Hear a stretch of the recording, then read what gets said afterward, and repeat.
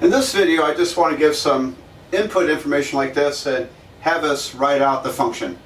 So what is the sine function? With an amplitude of 110, a frequency of 60 hertz, and a phase shift 2 pi over 3. Okay. Well, this actually, I think I mentioned in an earlier video, when the electricity is generated,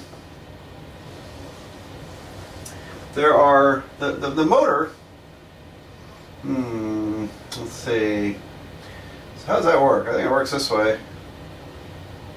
I'm not going to draw this perfectly. Anyway, it's,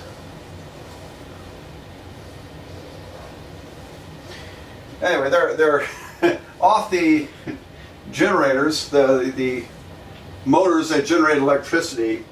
There are usually, I think, my belief is that there are 3 poles associated with that in generating alternating current. Each one of these generates 110 volts, and so and so this would be 1/3 of a circle is 1/3 of 2 pi radians. So a phase shift of 2 pi over 3. The amplitude represents volts, and the frequency represents how fast those things are turning. So standard current going through our walls and so forth that's generated from power plants is about this. Now the voltage, it fluctuates a bit. It can go up to 120, and it fluctuates a bit. But anyway, it's around 110, and the frequency is supposed to be 60 hertz. All right, phase shift, well, it just depends on which line you're tapping into. So I believe, like my house, I was told, and I found out later by hooking up a generator to run my house when the electricity was out, that houses have 2 sides.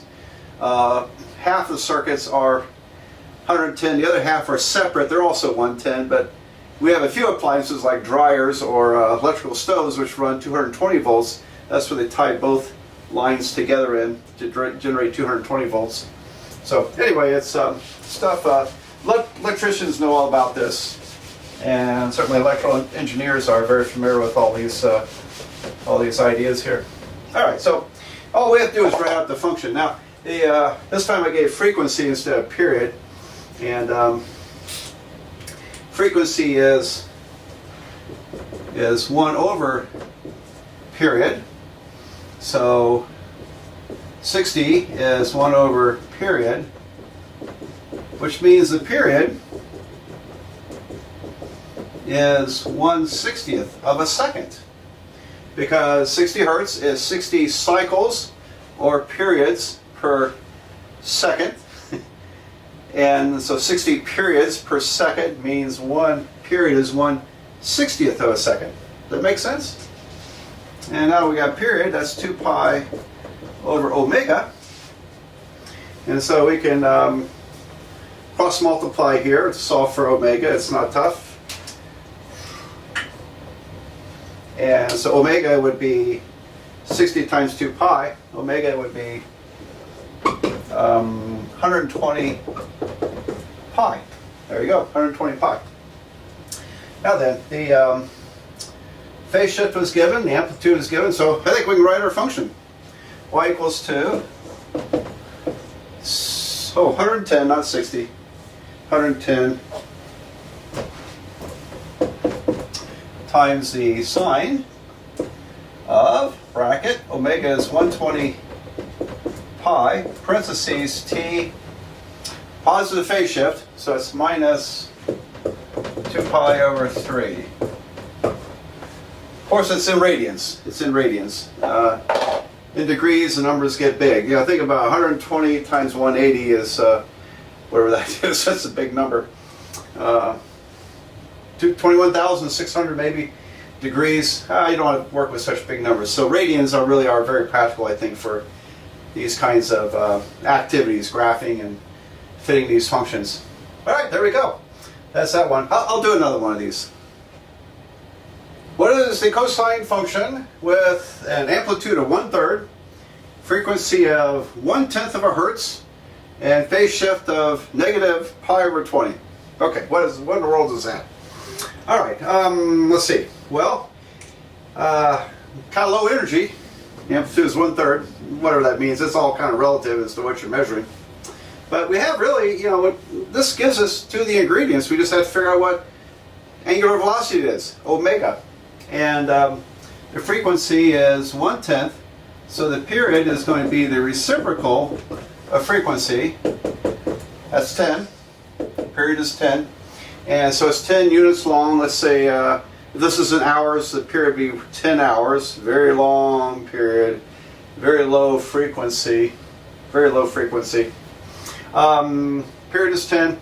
Oh, and that's 2 pi over omega. So if I cross multiply, okay, 10 over 1, I would have, that's kind of silly, isn't it?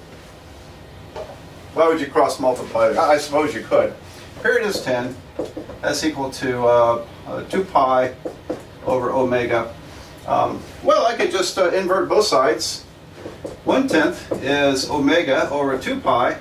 I guess you could use that as frequency as omega over 2 pi. I don't know if you want to memorize that. I don't have that memorized. I don't think about it normally. But multiply by 2 pi here algebraically.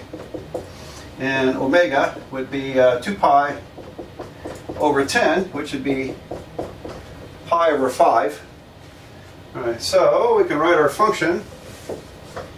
Y equals to, all right, so we have amplitude is 1/3.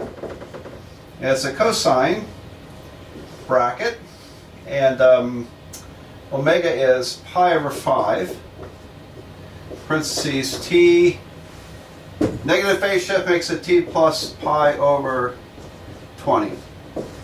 All right, so when we fill in the blanks there, we're really filling it in factored form. And I like the factored form because at a glance we can figure out the angular velocity, phase shift, and amplitude. When it's multiplied back, then you lose a little bit of that information, at least about phase shift. So I would say keep it factored.